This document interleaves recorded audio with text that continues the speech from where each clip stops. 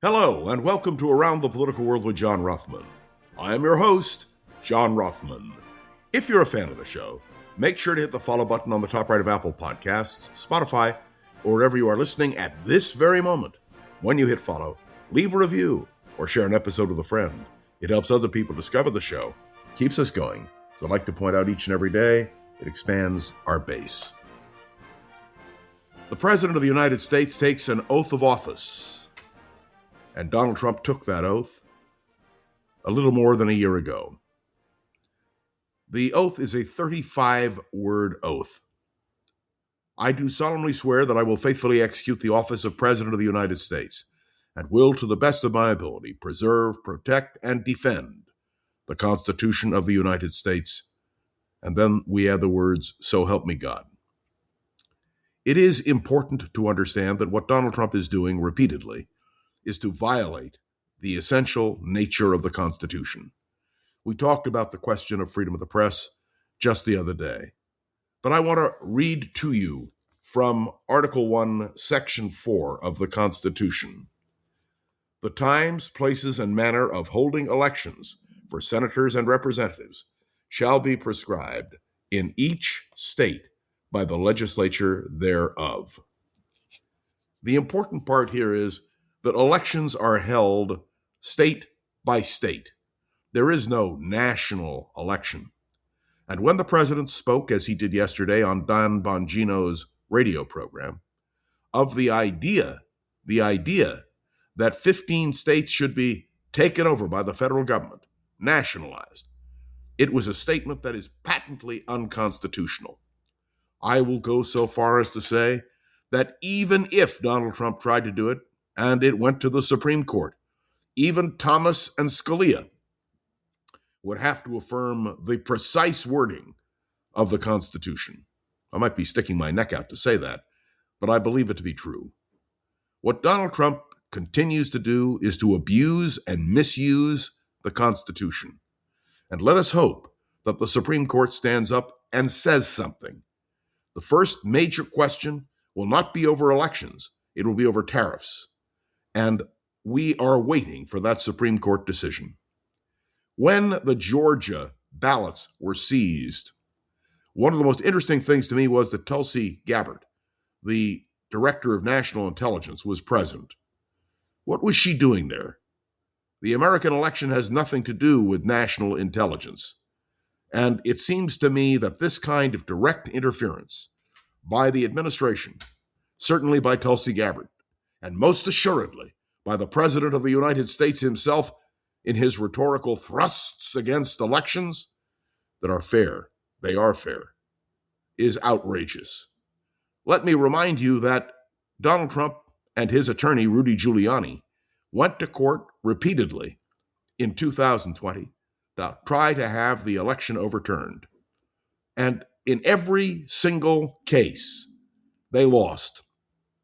The election of 2020 was fair, honest, and valid. Joe Biden won the election despite Donald Trump's protestations.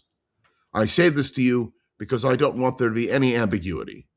If there were ever an impeachable offense, clearly demonstrable by the rhetoric of the president, well, you heard him say it yesterday on Don Bongino's program. There is no doubt that Donald Trump will try to interfere in the election process. He's doing it already. But there is also no doubt that he will fail. If he were to succeed, the process of democracy as we know it in this country would be over. So let's be clear. What Donald Trump is suggesting is not only wrong, unconstitutional, and yes, unconscionable. Now, I want to speak for a moment about another matter, and that is the question of the integrity of our media. I am teaching a course at the Fromm Institute at the University of San Francisco on Edward R. Murrow, the CBS news correspondent and really the man who created what we now know as news. I want to remind you that Ed Murrow was a staunch defender of civil liberties and free speech. He famously declared during the McCarthy era, We cannot defend freedom abroad by deserting it at home. He said it in 1954 during a See It Now critique of Senator Joseph R. McCarthy. He argued that dissent is not disloyalty, warned against using fear to silence opposing views, and emphasized that accusations are not proof. I want to say that again. Accusations are not proof. Not only accusations against the media, but accusations that elections are unfair. Key aspects of Murrow's views of freedom of speech need to be heard well. Anti-McCarthyism. Murrow used his platform on CBS to oppose the climate of fear and censorship created by Senator Joseph R. McCarthy, arguing that American democracy was threatened more by that fear than by the alleged threats. I would suggest to you that what Donald Trump is doing now is McCarthyism, well, in 2026. Dissent is not disloyalty. Murrow famously argued that criticizing the government, upholding unpopular views, is essential to American freedom and should not be mistaken for treason. Donald Trump implies disloyalty constantly. And let me explain to you in his own words, Ed Murrow's own words, dissent is not disloyalty. And Ed Murrow emphasized his belief in due process. Murrow believed in evidence over accusation, stating, and I want to quote him directly, "We must remember always that accusation is not proof, and that conviction depends upon evidence and due process of law." It is a true statement. The fact that the president makes a statement, the fact that anyone makes a statement, that statement is only an accusation. It isn't proof. And it's true, conviction depends upon evidence and due process of law. That, my friends, is an important point to remember. And there is a responsibility of media. Ed Murrow emphasized in his 1958 speech that television should be used to illuminate rather than entertain, warning against fear of controversy in broadcasting. Broadcasting works because of controversy and because of the ability to speak out freely. Ed Murrow defended actively the idea, that he believed that freedom requires active participation and defense, noting freedom does not protect itself, and that staying silent only makes things harder. In 1954, in his famous broadcast, he included the now iconic closing line, "The fault, dear Brutus, is not in our stars, but in ourselves," emphasizing that responsibility to maintain freedom lies with the public. Well, my friends, the public needs to stand up and just say no to the statements being made now by the President of the United States. What he is suggesting in terms of elections would corrupt our American political process.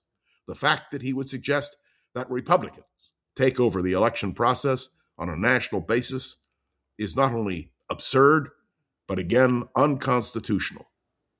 These matters are serious and need to be addressed. And I want to commend many of you, including my friend Tim up in Oregon, who asked me to address these questions this morning. Tim, I'm happy to comply. But something else happened yesterday of deep concern. A top Justice Department official played down the idea that there could be more charges tied to the Epstein files.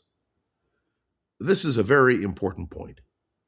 We have not talked about the Epstein matter at great length on this podcast, but you and I understand that criminal charges arising from the Jeffrey Epstein files should be punishable by prosecution. The fact that the Justice Department is casting doubts on the fact that more charges tied to the Epstein files might be produced is, to me, absurd. There needs to be a clear and present analysis of what the Epstein files say. And yes, whether it involves President Trump or President Clinton or anyone else. That, to me, is essential. I want to point out at this moment that Bill and Hillary Clinton were going to be held in contempt of Congress for refusing to testify. Yesterday, Bill and Hillary Clinton announced that they will come before Congress, that they will give testimony. And that, to me, is very, very important. This situation with Epstein, in which portions of photos and emails are being eliminated, is really absurd. The fallout from the release of the files has been swift, not only here in the United States, but abroad. According to the Justice Department, there's a lot of correspondence. There's a lot of emails. There are a lot of photographs. There's a lot of horrible photographs that appear to be taken by Mr. Epstein or people around him. This is a very important point. The fact that the Justice Department, only compelled to do so by law, has released these materials, but is now trying to censor them, is to me, well, appalling. The files posted to the Justice Department website included documents involving Epstein's friendship with Donald Trump. And I must tell you that the fact that the Trump administration has dragged its feet, at the very least, and now they're talking about, well, censoring those files even more, is to me absurd. Deputy Attorney General Todd Blanche said the position remains unchanged.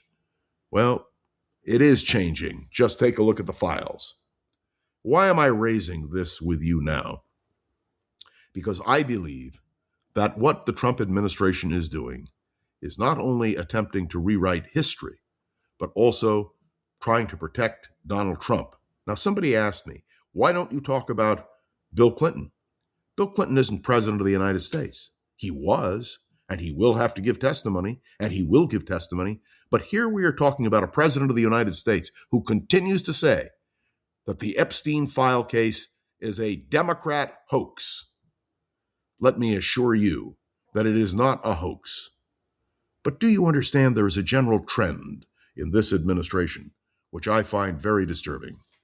That trend is to cover up. That's right, to cover up, to obstruct, to refuse to give information. That is the problem in this administration. And when the President of the United States can continue to say the whole Epstein matter was a Democrat hoax, by the way, notice what he says, Democrat hoax. This, to me, is the ultimate disregard for justice and law.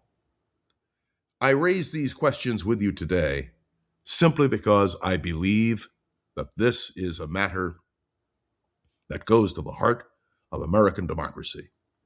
When the Justice Department attempts to cover up, when the President of the United States puts in doubt the validity of American elections, when the President of the United States can stand before the American people and suggest that the elections be nationalized, when some members of the administration speak of absolute immunity for certain officials in the administration, there is something terribly wrong. So I'm raising these questions with you out of deep and abiding concern for the Constitution of the United States and the very principles for which we stand. The Constitution serves as our guide. Adlai Stevenson, the former governor of Illinois and twice candidate for president of the United States on the Democratic ticket and ambassador to the United Nations, said in the Gudkin lectures at Harvard University that the strength of America was not in her military power or her economic power, but in the power of the documents of freedom, the Declaration of Independence, the Bill of Rights, the Constitution. And Adlai Stevenson was right. Let us look to our documents of freedom, and let us, Democrats and Republicans, Trump supporters and opponents, agree that what Trump is doing is egregious, unconstitutional, and frankly, I believe, should be impeachable. Oh, by the way, I can't wait for the next election. Well, okay, that's it for now, but I want you to know that I appreciate your tuning in to another episode of Around the Political World with John Rothman. I do want to hear your thoughts on today's episode. You can write a review on Apple Podcasts, drop a comment on YouTube or Spotify, and click any of the links to the show notes to connect with me on social media. And to include questions, remember on Friday, I will do a question and answer session. Put in your name, put in your question, and we'll try to answer it right here. By the way, remember to share this episode with a friend or colleague so we can continue to grow and expand, which of course is our goal. The show has been getting so much positive attention, and that we're excited that the advertising support continues to grow. This will help us to create more opportunities for Around the Political World with John Rothman. I especially want to thank Gogo Zoger, the wonderful producer of this program, and I do want to hear what you have to say. So let us know. And of course, we'll be watching the news today, and I will be back here tomorrow, right here on Around the Political World with John Rothman. See you then. If you like the show, please take a moment to rate, review, and subscribe. It really does help the show to grow. Thank you for listening.